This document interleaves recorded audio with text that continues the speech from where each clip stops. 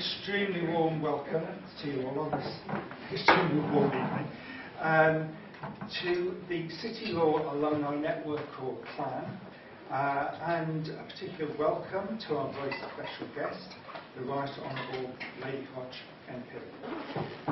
The City Law School established CLAN to encourage law alumni to remain in contact with each other and, of course, with the school.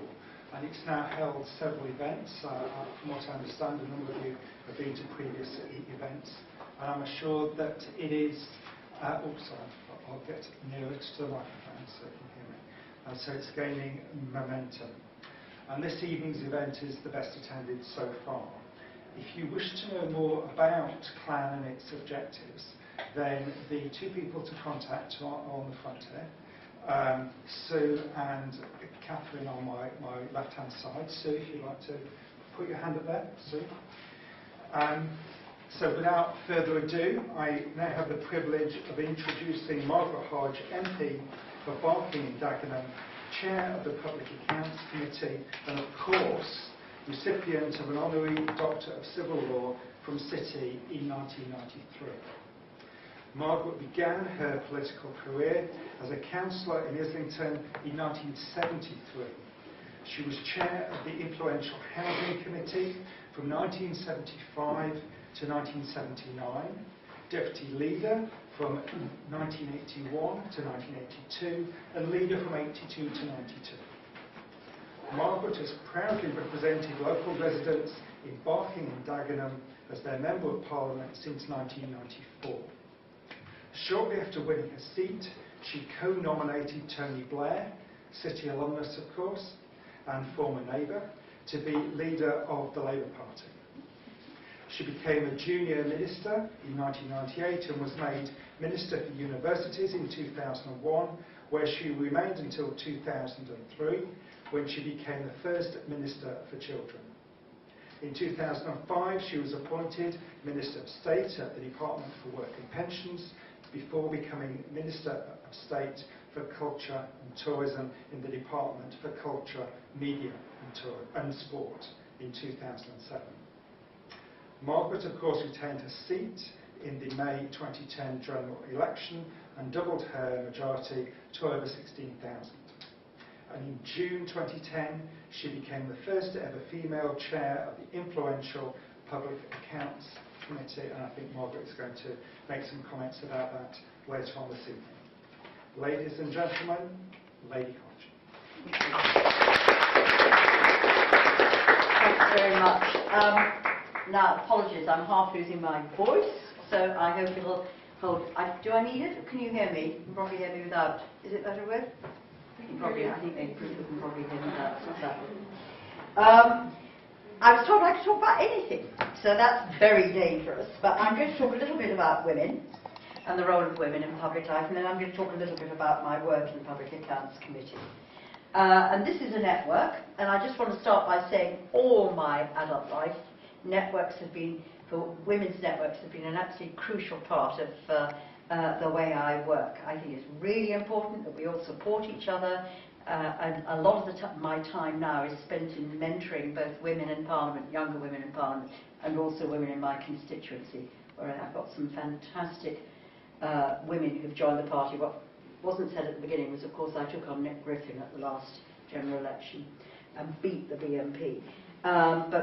What I've brought on, the women I'm working there is 2 Asian women and 2 women of Afro-Caribbean heritage who I think will make terrific politicians as they develop over time. So I think networking is hugely important, and I think mentoring for us older women is really important. When I first became an MP, there were more men in the House of Commons whose first name was John than there were women MPs, and that was not that long ago. And the other funny story that I always remember when I first arrived there, weren't any women's loos, because they didn't expect women to be members of Parliament. Plenty of men's loos, but you know the lobbies you go through. No loos for the women there. What there was in the House in this great Palace of Westminster was one an ironing board, and that was placed in the one and only women's loo in the House of Commons. I don't know what they expected us to do it with. And then my other memory when I look back then, I can look back also before that at Islington, was when I went for the seat in Barking. We didn't have all women's shortlists in those days, but I was the only woman. It was real big, strong competition because it was seen as a safe Labour seat. But I was the only person interviewed for that seat who was asked about their childcare. None of the men were asked about their childcare, but of course if you have a woman you do. So that's the sort of context in which life started. And where are we at now? Well, it's still pretty shocking in the House of Commons. We're still only 1 in 5 of the members of Parliament are women. It's much better in the Labour Party. We've got up to a third being women, whereas the Conservative Party, they have doubled, but they're only at 15%, and the Lib Dems are way behind at 12%. So with a Lib Dem Tory majority, it brings down the overall representation of women. So we're at 1 in 5. And in the Cabinet, well, whereas at the end, the latter years of the Blair Brown era, we were over a third of women in Cabinet. They're now down to 4, and they up it to 5 by having Baroness Worsey along, and she's allowed to speak at Cabinet meetings, but she's not allowed to vote or anything like that. I'm not even sure she's allowed to speak. I think she's allowed to attend and not speak. So we're doing jolly badly. And those of you that are lawyers, the law's not doing very much better. There are now, I mean, if you actually think about it, girls are outperforming boys, women are outperforming men at every level of education. Probably more women going in to the law entering.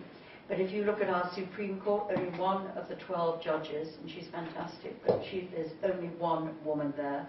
And even if you look down to recorder level, you've only probably got 1 in 5 of people even at that level of representation there.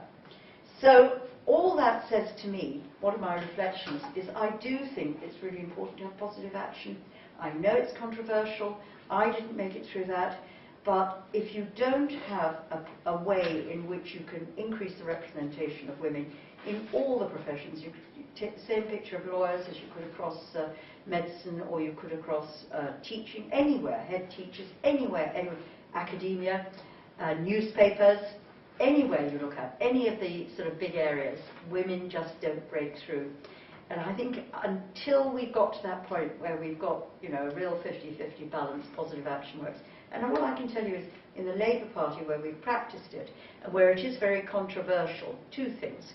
One, where we don't have positive action, so we have our all-women's shortlists. Where we don't, where it's an open competition, I think there's been something like 60, anyway, in all the seats that we have now had a competition for to find a candidate in what would be a safe Labour seat, only 1 woman's got through without a positive action and all-women's shortlist system.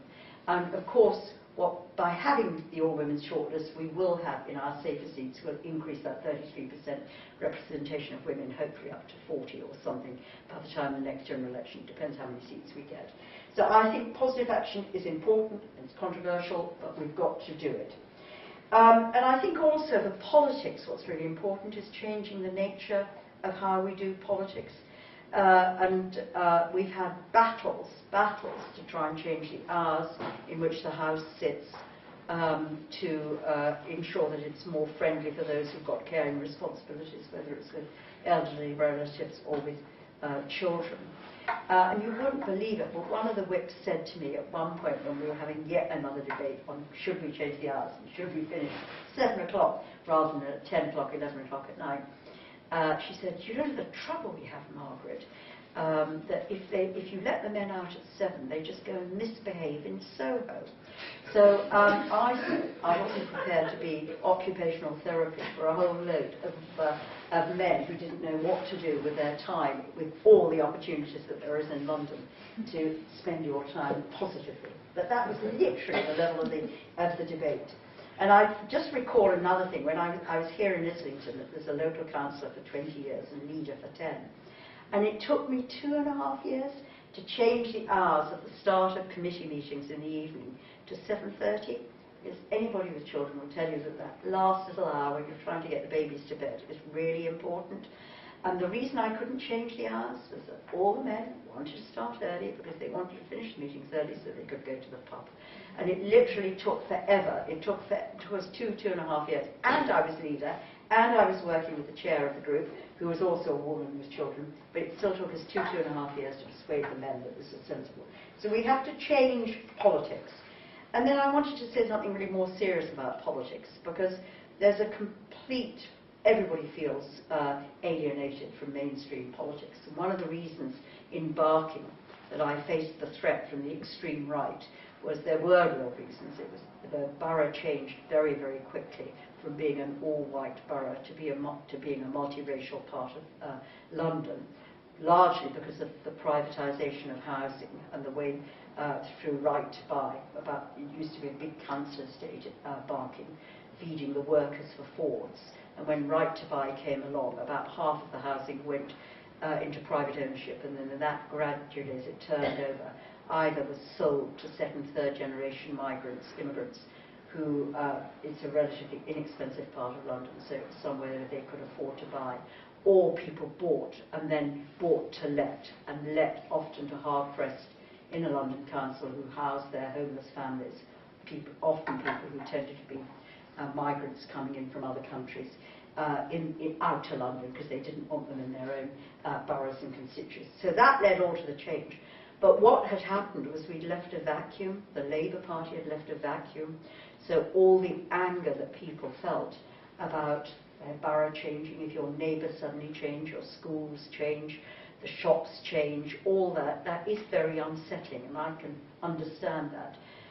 And they felt nobody was listening to them and responding to those changes, which is why they then felt the need to, they felt they could no longer support Labour.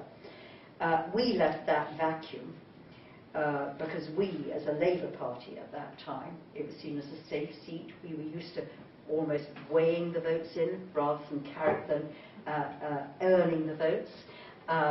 We talked to each other, we talked to ourselves, we met in little caucuses, I talked to the members of the Labour Party. We never did any canvassing and listening to people outside in the community. So as people were experiencing changes in their lives in relation to the borough, in relation to their ability to access affordable housing of a decent quality, they felt we weren't listening to their complaints. And then the BNP jumped in and got 12 BNP councillors elected in 2006. What I was going to say is what I then realised was that I had to completely transform the way I did my politics. And we had to be an outward-looking party. I'll now never do anything in Barking which isn't about, does it help me to reconnect to my voters? So I run coffee afternoons, street meetings, campaigns around very, very local issues, and of course door-to-door knocking. And all of that is about, does it help me reconnect? And if it does, I'll do it. And if it's cutting a ribbon, I won't do it, because that doesn't really help me in any way reconnect to the voters. And what is interesting about that way of doing politics, which is very feminine, there are other MPs who do it, and they all just happen to be women. Gisela Stewart in Birmingham, Siobhan Madonna down in South London. It's all the women who do their politics in that way. What was so interesting about it was, in that battle against the BNP and against Nick Griffin, we never changed any policies around immigration. We were never able actually to change any policies around the building of social housing homes and greater access to social housing for local people. But people's politics is very local. People really care about what's happening in their local community. So they care about where the bus stop is, they care about whether there's some antisocial behaviour on the corner, they care about whether things are clean or dirty, they care about these local issues.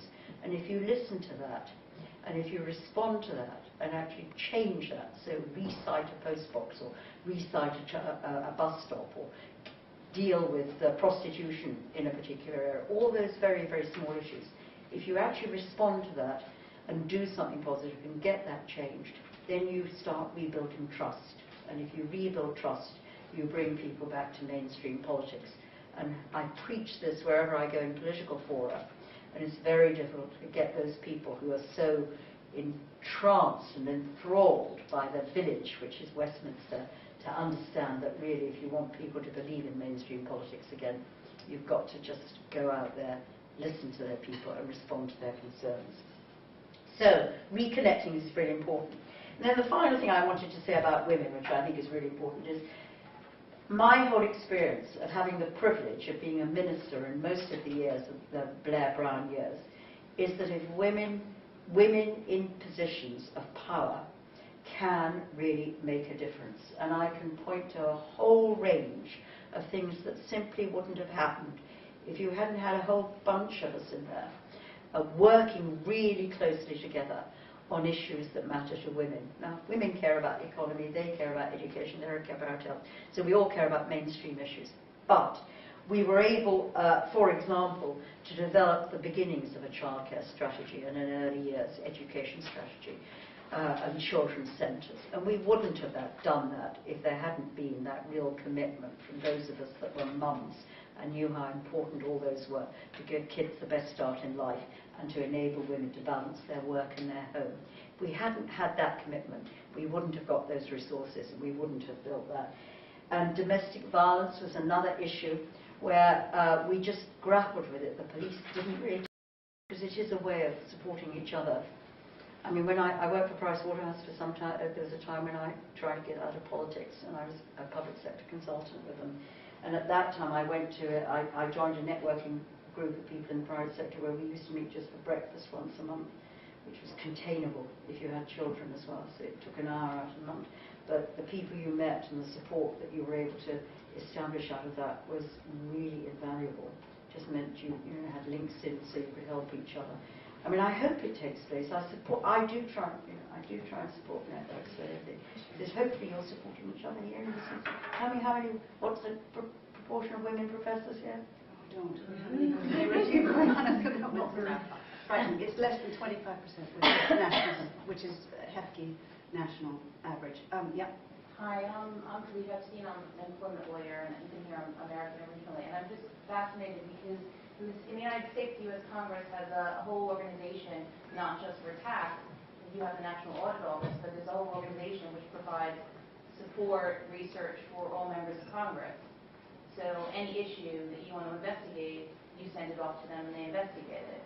My impression is that in Parliament you don't have that same access, and it seems crazy that lay people who don't have expertise in all sorts of areas, how are they supposed to come to grips with dealing with all sorts of complex issues? I wonder if you have any thoughts on that for the other committees and the other issues outside of your particular issue in your committee. Well, we went to visit the states and looked at their setup, and they have got the equivalent to us is they've got 120 people supporting them, 80 supporting the majority party and 40 supporting the minority party. I have nobody. I've got the National Audit Office that are auditors, so they provide us with facts. And I have one researcher. I've got a really bright young woman who works with me, who's about 26, who came originally as an intern and is now, and it's she and I who do it together, supported by whistleblowers and investigative journalists. And I sort of think about this, the difference, I think we're more effective in the equivalent in the States. I mean, you tell me if I'm wrong about this, because we're completely we are non-partisan. When I observed the States equivalent of ours, it was, they brought party politics to bear on whether or not there was efficiency, effectiveness and value and economy in the way that in the delivery of public services. We don't. And I think that makes us more powerful as a voice on this agenda than the American committees are, because they're just seen as, they're getting at the president or they're defending some interest in Congress somewhere. So I would love to have more resources than I've got, and I feel inhibited about it sometimes. It's potluck. I mean, we did an inquiry into work providers, A for E. Some of you might have picked that up, which is one of the private work providers that is doing welfare to work services. And this was what happened there was I met them in my own constituency, and they had won a contract from the government, and they'd subcontracted to a local charity who'd been active in the welfare to work business in my constituency forever. But they took 10%. And I said, what are you taking 10% for? You're not doing anything. They said, oh, we introduced them to Tesco's. So I said, these guys know Tesco's locally, so if there's a job going at Tesco's, they'll know about it. They don't need that. Why are you taking 10%? And there wasn't a justification. So I came back to the office angry and said to my assistant, Google them. And we Googled them and found that the chief executive of this organisation that had been built up entirely on public sector contracts had paid herself a dividend of £8.5 million the previous year, all on the back of public sector contracts. So I just put that into the public domain in my questions. And that then released a whole lot of investigative stuff by The Guardian, by the Mail, which I hope undermined that business, because I have absolutely no doubt that that business is providing very little value for the taxpayer and is exploiting the taxpayer to provide a very large benefit to a small number of people who pretend they've got an interest in getting people into work. Okay, any more questions? We want to overdue Margaret. You mentioned that the landscape of your constituency changed and that created the vacuum that the far right could move in. Do you see any parallels in that in terms of women in the workplace? You know, the more women we have in higher positions, is that therefore creating a vacuum in which you have more sexism and misogyny? The more we have. Yes, if we have, you're saying as the culture changes, are we getting a backlash as a consequence? Is there a backlash on it? Well, there is a bit of a backlash on all women's shortlists. There was, if you remember, that seat in Wales where we tried to turn it into an all-women's shortlist, and the local party was furious, and the local candidate who would have stood for Labour stood against us and won. So there was a bit that you do get incidents of backlash. But I would simply say to you, we are talented. We've got to be confident. And we've got to be assertive. And I think the value we give outweighs any backlash. You've just got to live through that. You've got to live through that. I mean, you always get it a little bit, if you're a powerful woman, you're seen to be unfeminine. Or you're not a woman, you're Margaret Thatcher. Oh, you're Margaret Thatcher. She's not a woman. Yeah, She wasn't a role model for me. Surprise, surprise. One more, and then we're done. Yeah, you've already had. Oh, my name is Nabila. I work as an advisor in a community center and advise people with queries on housing, welfare, and benefits and debt. And through my work, I came across a number of women who are now facing the backlash of the public spending cuts, the welfare system which is being introduced. And most of them are on benefits, so they are incapable of working. They're very financially vulnerable. There is a group in the migrant community that uses women for example, nationalization in the UK.